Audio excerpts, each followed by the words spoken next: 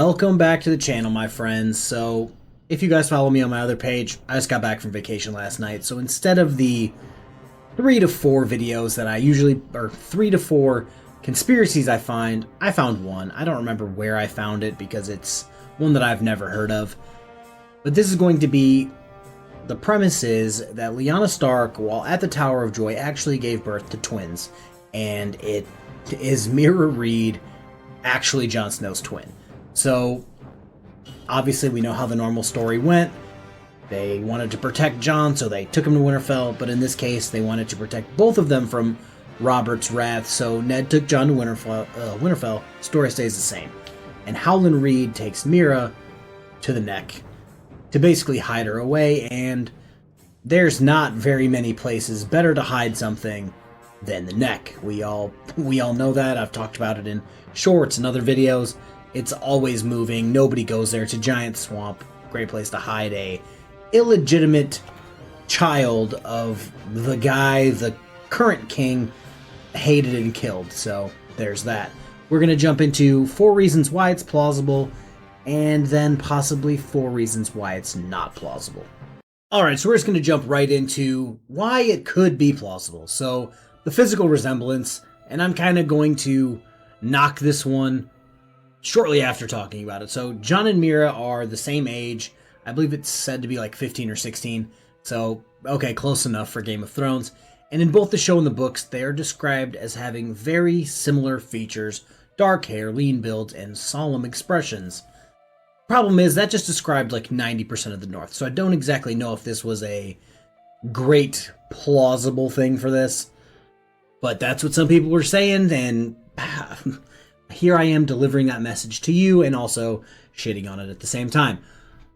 Howland Reed's secrecy, I will give this one a check plus for plausible. He's one of the only characters, because he was there at the Tower of Joy, to know about Jon's parentage, and has never once come out of the Neck and been like, oh, I know who his actual mother and father are. He didn't do that. And two children, there's not a better place in Westeros to keep your head down than the Neck. Like, I think we all know this. I've talked about it in several videos, actually. Greywater Watch literally moves. There's not a better place to hide than a place that moves.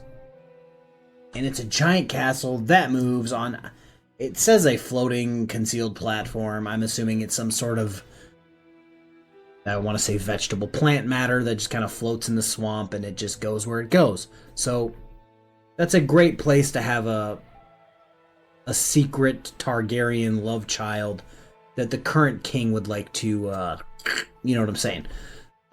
In the show, Meera is given a decent amount of screen time, but her arc at the end just kind of like doesn't do anything. Bran just kind of was just like, okay, bye. And if they were, this is kind of like a 50-50 plausible, not plausible. There's so much more her arc could have done if she was Jon's twin.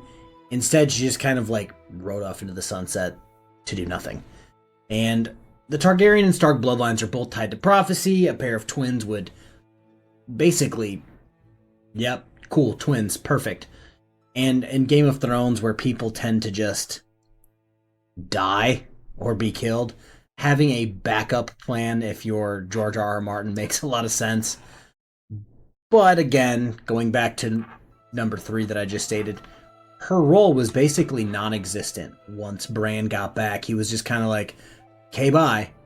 She didn't like stick around, hang out, and do very much. So there's the plausible. Now let's get to the probably not plausible points. And now we've got another, I kind of debunked it in the first one. The narrative payoff never happens. They built so much into her and then just said, if she was the twin of basically the main character, they wouldn't just let her ride off into the sunset. So neither the show nor the books to this point give any indication that Meera is anything other than Howland Reed's daughter. There's no moment, there's like no come to Jesus moment, if you will, for her. It's just nothing. There's no moments of recognition between her and John. There's no subtle hints dropped by Ned like, hey, maybe there was twins, who knows? So it just doesn't go anywhere. So it doesn't make any sense for him to write it that way and then just dunk on his own work. It doesn't make any sense. Again, there's no emotional impact. The reveal, if there was a twin, like John being who John was, there was a giant, like, emotional build-up. The reveal was massive. Now imagine if there was another person that was his twin. There would be an equally massive emotional build-up, and there's just not. There's no real reason for the audience to even care that she was the twin if there's nothing before that hinting at it or building up to her being the twin. And they barely interact. In the books, what is it? They never meet, I don't think, in the books. So it's kind of like pointless, I guess, really, for that. Why hide her differently? This is one that I actually kind of disagree with some people. Comment sections are wild for these posts, so if John was passed off as Ned's bastard, why not do the same thing as Meera? Because Greywater Watch is just the best hiding place ever. If I was going to... Let's throw this back to Star Wars. Both twins were not kept on Tatooine. No. One went to Tatooine, what was it? One went to Alderaan, like, those were way further apart than Winterfell and the Neck. And sorry I just went full Star Wars right there, but it fits perfectly. Like, the best place to keep them safe is separated.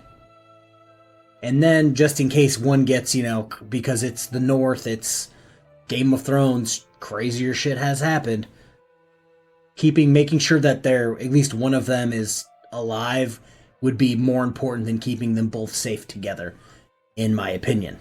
And again, going back to George R.R. Martin, why waste a character like that? Why waste basically, if she was Jon Snow's twin, she would be probably the co-main character of the story once it came out. But there's nothing. George R.R. Martin seems to be very deliberate with foreshadowing, and in this case, nothing. Like, John's parentage was kind of hinted at, there were clues. Meera is just kind of like, nothing. Like, no breadcrumbs, no anything. Like, is she, from what I've seen of the TV show, I've seen it, a gajillion and a half times, she seems like a pretty solid character. She didn't get allegedly eaten like her brother, so that's pretty solid, but there's no narrative for her at all. So, just to wrap this up, put a bow on it, if you will. Why people like it, and what I think why people like it, it just adds depth to a character that has nothing. She has nothing. It's an underused, relatively known character. Howland Reed, super important when it comes to that flashback. It kind of spices up the mythology, if you will, around Jon Snow, but doesn't really do anything else. But again, the reason it's definitely not true is there's no narrative building towards this. There's no... the logistics don't make sense for her to be Jon Snow's twin. And that's the video. If you guys like this, I'll try to get back to doing several theories in one video. Unless you guys like this, I know I looked at way more comments than I needed to come up with this, because there's always three groups in the comments section. The people who are like, yes, this theory is 100% correct. One group that says, no, this theory is 100% not correct. And people in the middle just kind of think, oh, that'd be cool. But yeah, if you guys like it this way, let me know in the comments. If you like the 3 or 4 per video, let me know that way too. But have a good rest of your day, guys. Stay safe. Peace.